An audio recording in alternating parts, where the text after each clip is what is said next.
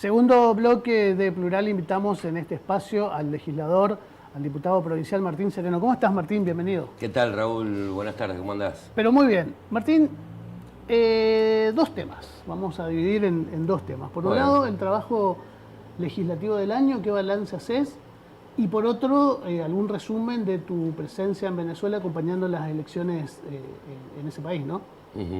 Así que ¿Por dónde querés que empecemos? Por donde más información tengas. No, vamos primero, de las dos podemos hablar, ¿no? Vamos a empezar quizás por ahí, por lo local, ¿no? Nuestro bloque Tierra, Techo y Trabajo tuvo una muy buena producción legislativa. Primero, decir que es un bloque unipersonal desde este año. Desde ahora es un bloque unipersonal, sí. Desde este 10 de fuimos diciembre, dos, claro, desde el 10 de diciembre hasta diciembre fuimos dos, Jorge Páez y yo. Que terminó su mandato. Es una decisión, ¿no? Nosotros después de 10 años de militar en el país y de ser parte de la conducción del país y autoridad partidaria, rompimos en las provinciales, ¿no? Decidimos armar el propio bloque, creo que por una cuestión de que se desviaron del horizonte trazado históricamente, nosotros entre estructuras partidarias y pueblo elegimos siempre pueblo. Entonces nos marcó que debemos seguir ese camino que decidimos hace mucho tiempo y que decidimos todos los días. No es que uno queda pegado a una decisión histórica, sino que todos los días decide caminar hacia un horizonte, ¿no? que mantenemos. Y Tierra, Techo y Trabajo es un partido nuevo. Tierra, Techo y Trabajo no está conformado todavía como partido, lo vamos a conformar como partido provincial. Por ahora es un bloque. Es un bloque legislativo. Y fue el nombre de una de las listas de las elecciones pasadas. Durante el año hemos presentado 81 proyectos, ¿no? Legislativos. Se han aprobado, ¿no? 3 leyes de las nuestras, 3 tienen sanción, tienen dictamen, pero no se aprobó la ley, o sea, 6 dictámenes, 3 de esos aprobados. Siempre nuestros proyectos apuntan a cuestiones, a necesidades del pueblo que tratamos de traducir en proyectos. Creo que esa es la función de un legislador, ¿no? Por eso nos ves caminando permanentemente, porque recorremos, detectamos, conocemos y tratamos de transformar esa necesidad que vemos, ese derecho que no está siendo garantizado o esa aspiración de parte de nuestro pueblo en proyectos legislativos, ya sea leyes, comunicaciones o declaraciones. Así que creo que fue una inmensa labor, 2 diputados, 81 proyectos, 3 leyes aprobadas, 3 dictámenes de ley. Entonces estamos muy conformes con la producción legislativa que hemos tenido este año. Ahora desde el 10 quedó como bloque unipersonal. Igualmente yo considero que esa banca que ocupo es el fruto de un logro colectivo. Entonces no es que me siento solo porque es la única banca. Esa banca representa a miles de misioneros y misioneras y se consiguió por la militancia y el trabajo de miles y miles de misioneros y misioneras. Entonces, sí, la aspiración es que, por supuesto, esa población, esa parte de nuestro pueblo, tenga cada vez más representación en la Cámara, ¿no? Estamos a poco de haber cumplido 38 años de democracia y creo que la democracia y la dirigencia política todavía tiene muchísimas deudas, sí, claro. Muchísimas deudas con nuestro pueblo. Creo que la clase política ha estado muy alejada de las necesidades del pueblo, ha estado quizás más preocupada en el merchandising, en la chicana, en la discusión, en figurar, como decimos, en las pantallas, y no en escuchar y resolver las necesidades, que para eso se supone que estamos en la política, para dar solución a esos problemas, para plantear un camino que les sirva a todos y todas. Entonces creo que esto lo hemos discutido, debatido y reflexionado mucho a propósito de estos 38 años de democracia que tanto costó recuperar, con miles de muertos, muertas, desaparecidos, desaparecidas, y sin embargo estamos en gran deuda. Se junta eso con lo del 20 de diciembre del 2001, 20 años de eso. 20 años de aquella crisis. De aquella crisis que se dio porque la dirigencia política se había alejado del pueblo. Entonces creo que tenemos que hacer autocrítica y avanzar en lo que necesita nuestra gente, no en otra cosa. ¿Qué necesita la gente? Y la gente necesita tierra, techo y trabajo, salud, educación. No hice la pregunta en ese sentido, pero me di cuenta que venía ahí. Es que realmente, ¿no? Necesitamos indudablemente hoy, yo siempre trato de tirar números, ¿no? Para que no crean que son conceptos abstractos. El año pasado cobraron el IFE 330.000 misioneros y misioneras. Eso te habla de que hay un 30% De la población, claro, que no tiene un empleo formal. Hace falta generar más laburo. Todo el mundo trabaja, nadie vive del aire, pero hace falta generar un poco más de empleo y además yo creo que el Estado, en este caso el gobierno provincial, debe invertir más en fomentar el laburo que está dentro de la economía popular, que es un amplio sector, estamos diciendo un 30%. ¿No? Estamos hablando que muchísima gente está en eso y yo siempre planteo, si vamos a, por ejemplo, por la ley de emergencia alimentaria, a distribuir alimentos, no le compremos a las grandes cadenas, comprémosle a las familias productoras. Claro. Si nosotros vamos a equipar las escuelas, no le compremos a las grandes cadenas, comprémosle a las cooperativas textiles la ropa, a las carpinterías locales, los muebles. Y así con todos los rubros podemos realmente sostener el laburo local. Si vamos a hacer una obra, 10 viviendas, 5 viviendas, 50 viviendas, hay mano de obra también siempre ahí. Que, claro, prioricemos el trabajo local, porque eso primero que va a dar ocupación, va a organizar la comunidad y esos fondos que sí o sí invierte el Estado, porque los invierte, le compra a quien le compre, contrate a quien contrate, que esos fondos que sí o sí va a emplear en eso, que los invierta en nuestro pueblo, y entonces nuestro pueblo va a mejorar, va a achicarse la necesidad de asistencialismo y va a generar un círculo virtuoso donde todos y todas vamos a estar mejor. ¿Fueron logrando eso, que se incorporen? En algunos casos sí, a muy pequeña escala. Esperemos, porque lo hemos discutido, varios integrantes del gabinete coincidieron en que es necesario. Esperemos que en este nuevo año, con este nuevo presupuesto, realmente se ejecute con estos parámetros que hemos debatido y hemos, hasta por lo menos de palabra, acordado que sí, que es necesario y que es el camino sostener el trabajo, el laburo local.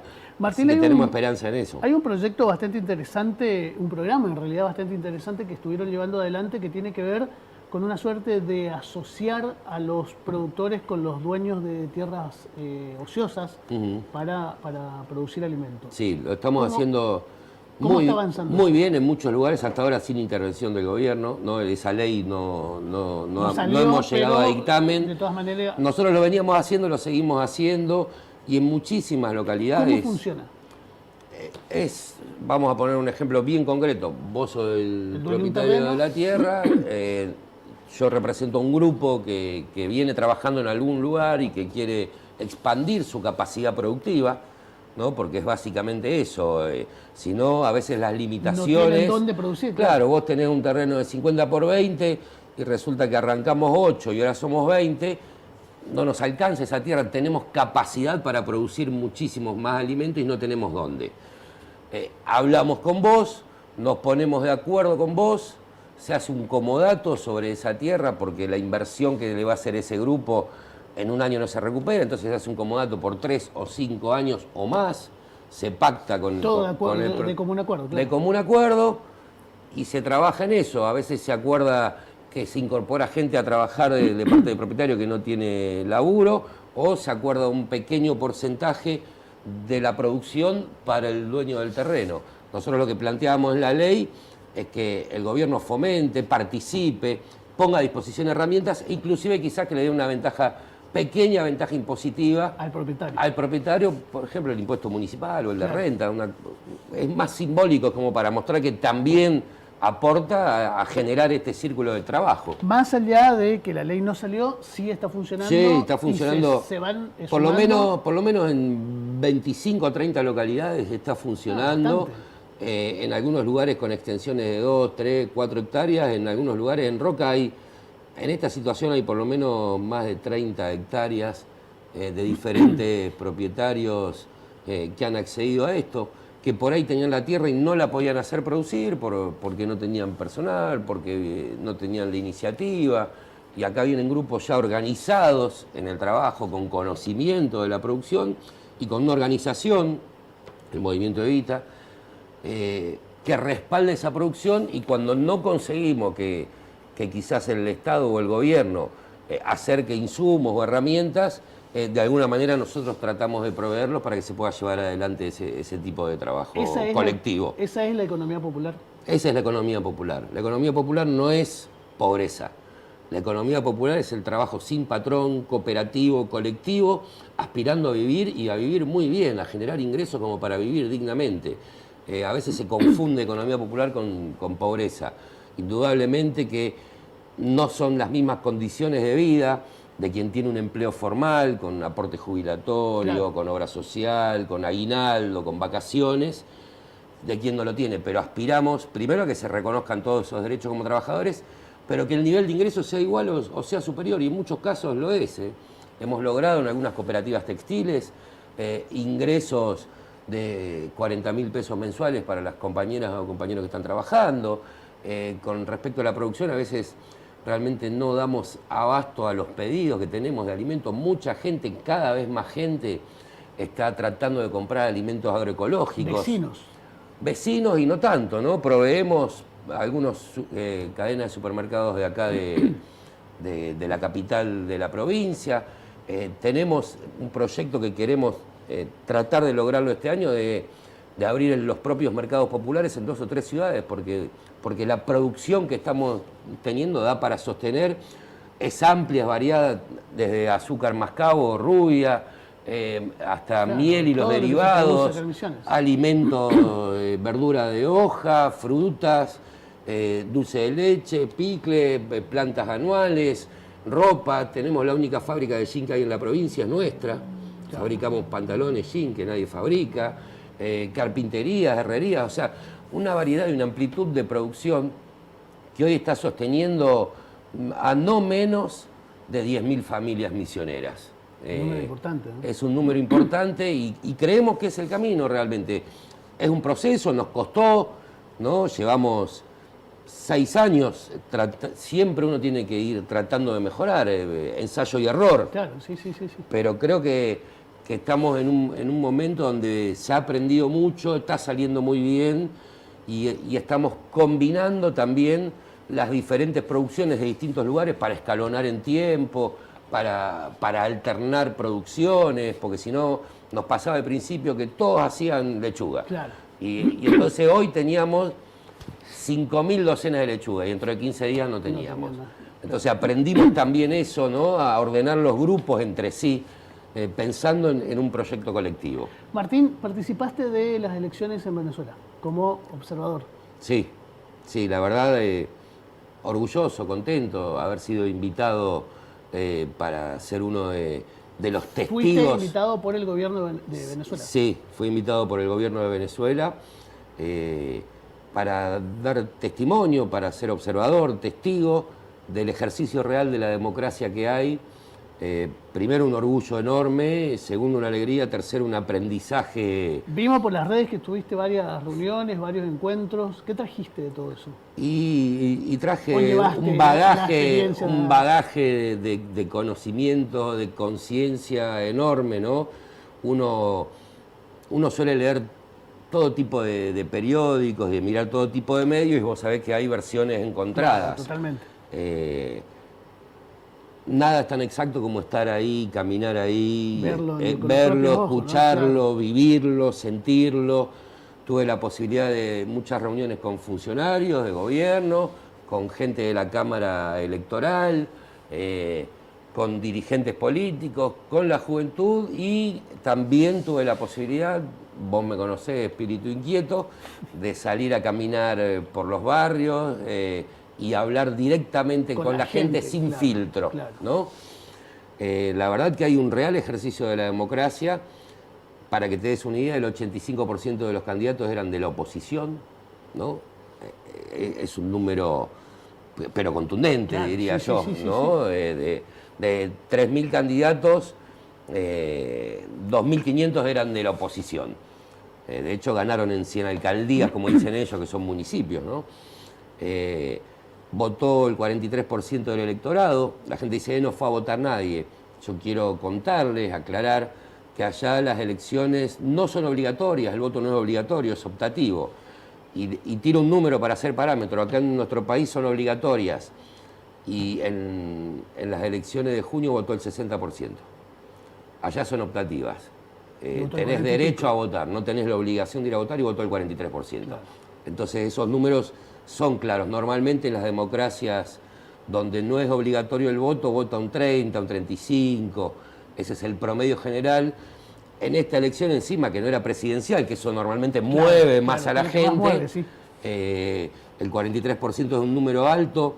El sistema de voto electrónico muy clarito, muy preciso, inviolable, te diría yo, ¿no? Triple certificación, la huella dactilar, la boleta impresa, la boleta y la boleta en la urna, pone la gente. He visto abuelas de 90 años ir a votar no siendo obligatorio.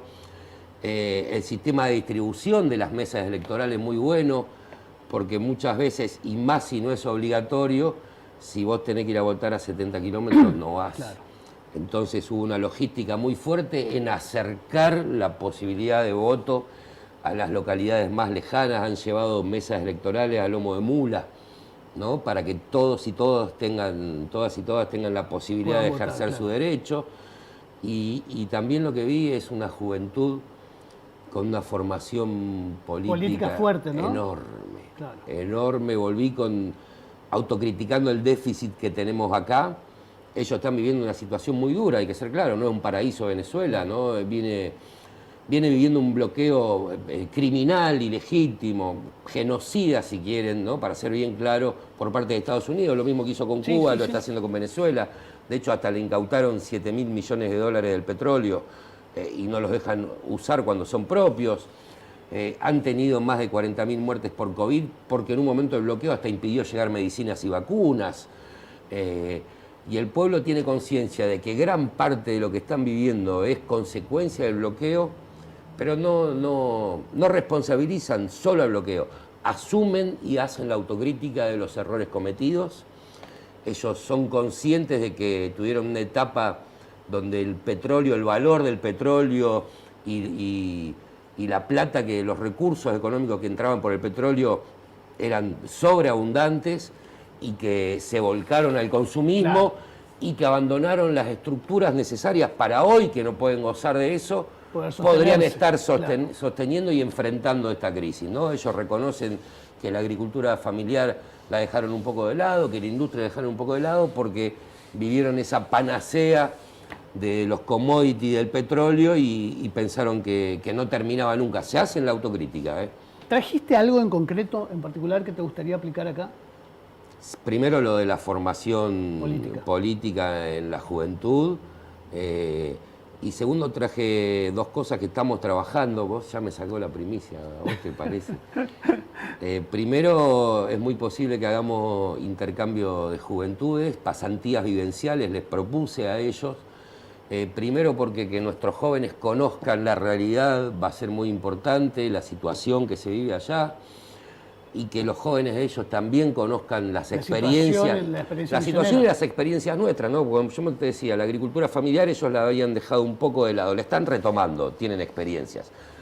Venir acá y ver algo que está en desarrollo, que está en pleno ejercicio, les va a hacer muy bien. Y que puedan venir acá, conocer otra situación y ellos mismos, al convivir con nuestra gente, contar qué es lo que pasa, yo creo que va a ser muy enriquecedor para todas las juventudes, ¿no? La venezolana y la argentina, la misionera. Ese es algo que estamos trabajando. Y lo otro que estamos trabajando es que una de las compañeras que conocimos allá, ahora en enero asume como la responsable y la directora de los convenios e intercambios universitarios, con lo cual también ya hablamos exactamente de entre universidades, hacer también algún intercambio teórico, práctico, lo cual va a enriquecer. Así que esas son cosas, creo que yo las siento como maravillosas, ¿no? Poder brindarle eso a la juventud me parece que son experiencias inolvidables, ¿no? Martín, vamos a ampliar eso a través de Misiones Plural, porque ahora nos quedamos sin tiempo. Te agradecemos la presencia y bueno, después ampliamos con algunas otras notas toda esta experiencia. Dale, muchísimas gracias, gracias a todos los que están viendo y escuchando y bueno, la lucha sigue como siempre. Hacemos una pequeña pausa y seguimos con más Plural.